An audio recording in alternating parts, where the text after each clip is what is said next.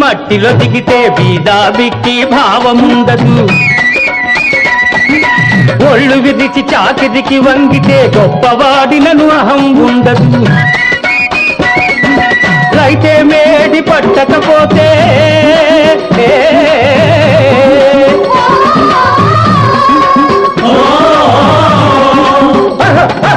రైతే మేడి పట్టకపోతే నవధాన్యం పండించకపోతే